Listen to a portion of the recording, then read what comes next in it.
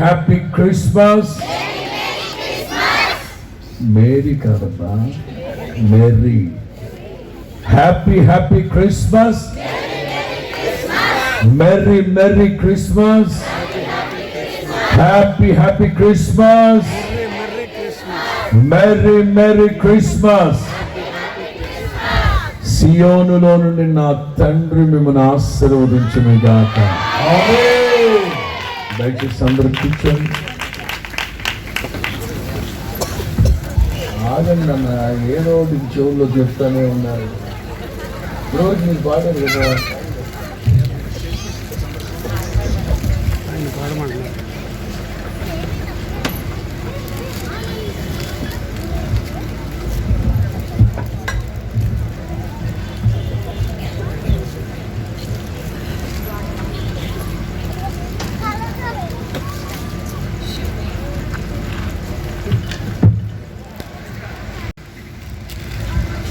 రక్షకుడైన యేసు క్రీస్తు మహోన్నతమైన సర్వశక్తి కలిగిన ఘనమైన పుణ్యనామంలో ఈ Christmas semi grand and pre Christmas ఈ సంబరాల్లో పాల్గొందిన మీకు అందరికీ హోసన్నా మినిస్ట్రీస్ తరఫున నా హృదయపూర్వకమైన వందనాలు. అందరికీ వందనాలు. హ్యాపీ క్రిస్మస్ చెప్తూ వందనాలు. అందరికీ వందనాలు. అలాగే సేవకులందరికీ వందనాలు. వేదికను అలంకరించి సేవకులందరికీ నా హృదయపూర్వకమైన వందనాలు. కాలాలు సమయాలు దేవుని చేతిలో ఉన్నాయి. ఈ విధంగా ఈ అనుకూల సమయంలో మీ మధ్యలోనికి రావడానికి ప్రభు సహాయం చేశారు. ఇంకా చెప్పాలంటే మీలో ఎవరో బలంగా కోరుకున్నట్లున్నారు.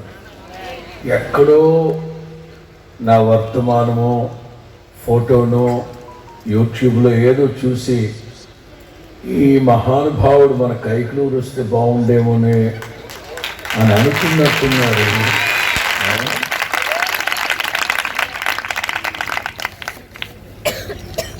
ఓ 2-3 రోజుల పాటు నేను సభలు సమావేశాలన్నీ రద్దు చేసుకొని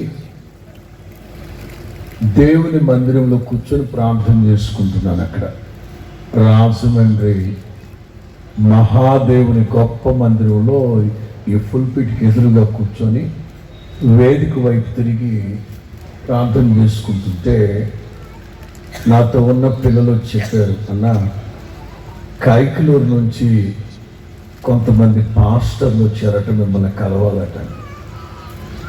చాలా కోపంగా చెప్పాడు.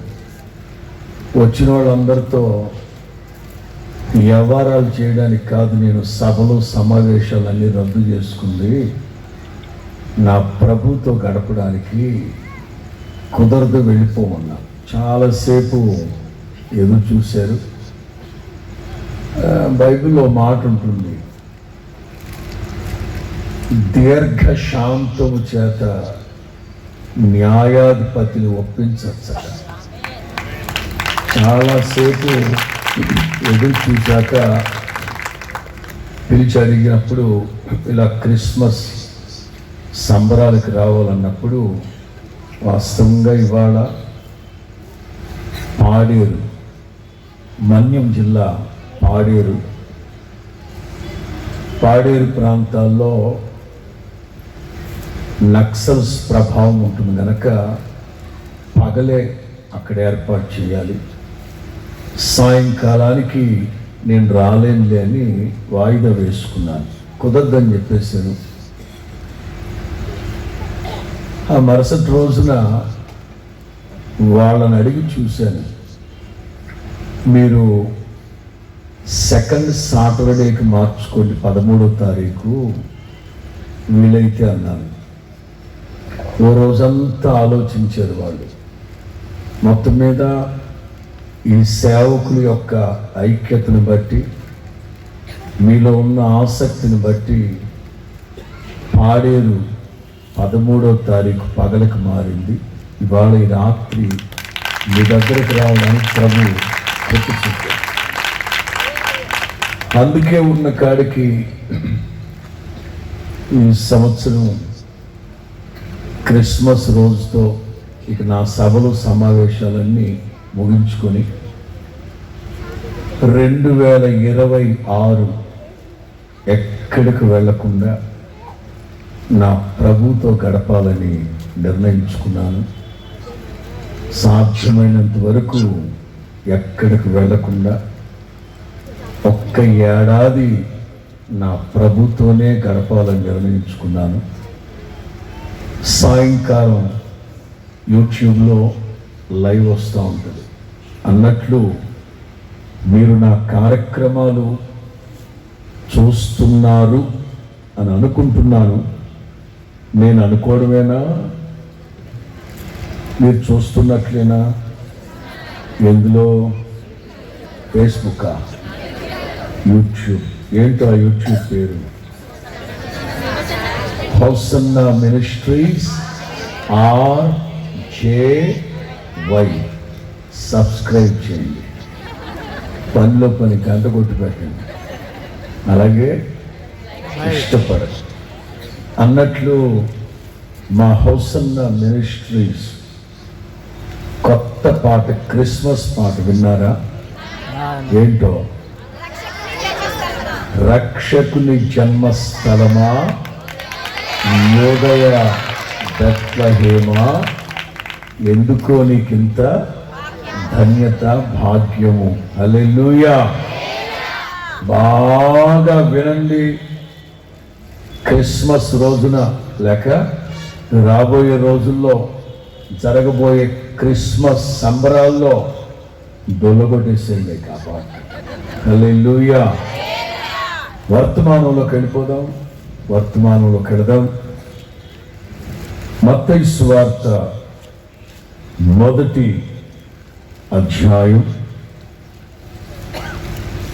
22 నుంచి 25 వరకు. మత్తయి సువార్త 1వ అధ్యాయం 22 నుంచి 25 వరకు.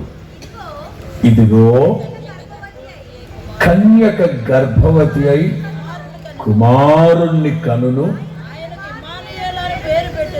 ఆయనకు ఇమ్మానుయేలని పేరు పెడతారు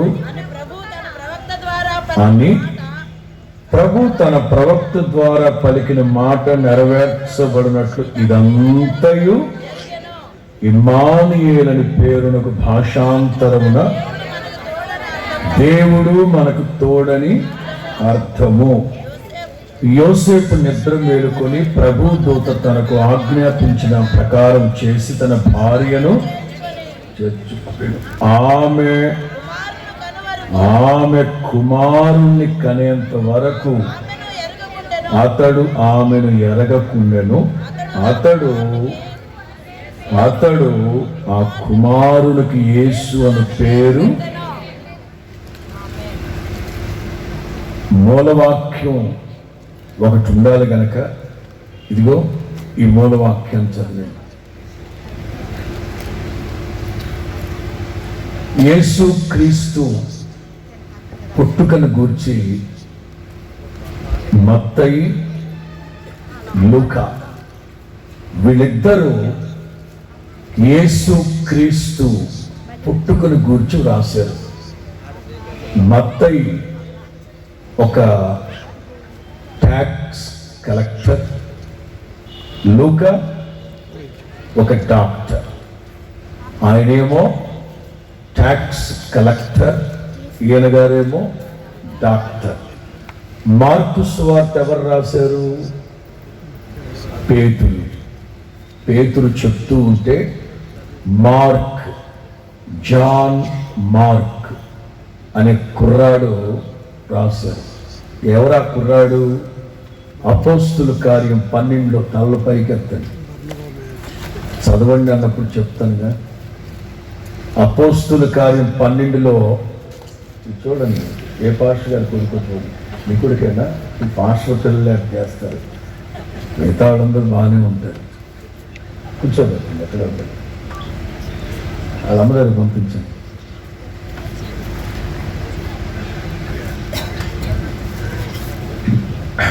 డిసిప్లిన్ ఉండాలి మనకు. సంతోషంగా ఒకసారి హల్లెలూయా అనండి. అపోస్తుల కార్యం 12లో పేతురు చెరసాలలో నుంచి వచ్చి ఒక ఇంటి మీద ప్రార్థన జరుగుతూ ఉంటుంది. ఆ ఇల్లే ఈ జాన్ మార్క్ వాళ్ళ ఇల్లు. పేతురు పరిచర్యలో వాళ్ళ అమ్మగారు మంచి విశ్వాసి. పేతురు ఆవిడని అడిగారు, సిస్టర్ గారు నా కాదు చదువు సంధి లేనండి, కొంచెం మీ అబ్బాయిని పంపించండి, నేను కొన్ని మాటలు చెప్పాలి, రాసి పెడతాడని. మార్కు సువార్త, పేతురు రాసిన 2 పత్రికలు, జాన్ మార్క్ అనే కుర్రాడు పేతురు చెప్తూ ఉంటే రాశాడు. కానీ మత్తయి ట్యాక్స్ కలెక్టర్గా ఉంటూ ఒక బాధ్యత కలిగిన ఉద్యోగంలోనే ఉంటూ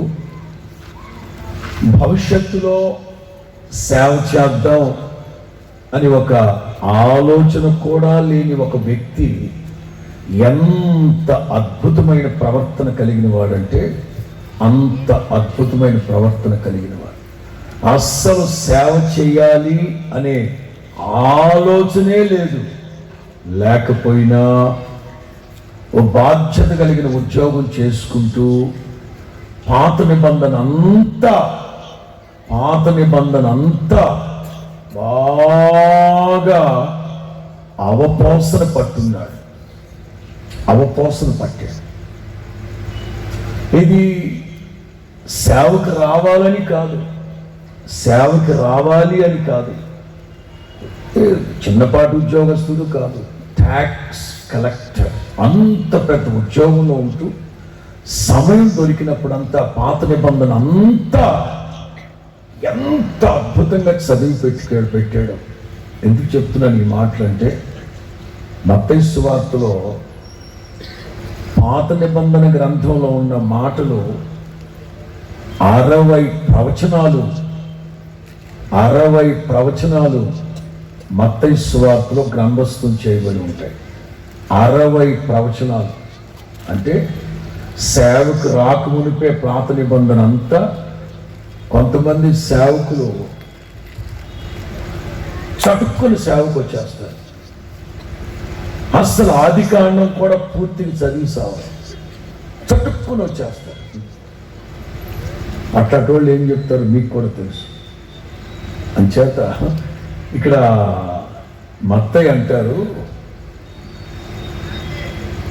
కన్యక గర్భవతి అయి కుమారుణ్ణి కంటుంది, అతనికి ఇమ్మానుయేల్ అనే పేరు.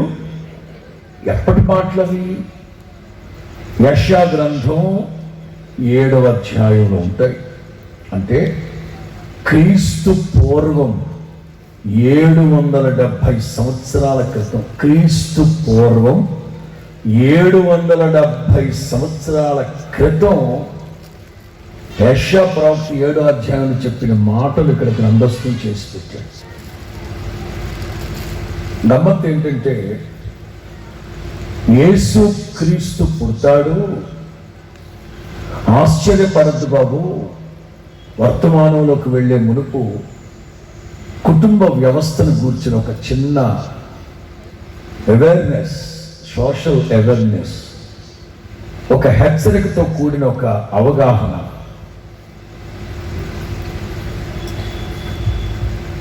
యోసేపు దృష్టికి మరియమ్మ తల్లి అపవిత్రురాలు అన్నట్లు. చెప్పండి, యోసేపు దృష్టికి మరియమ్మ తల్లి ఇంప్యూరిటీ. ఓకే, మరియమ్మ తల్లి దృష్టికి మరియమ్మకే ఇంపాసిబిలిటీ. ఇది ఎలా సాధ్యం? ఇది ఎలా సాధ్యం?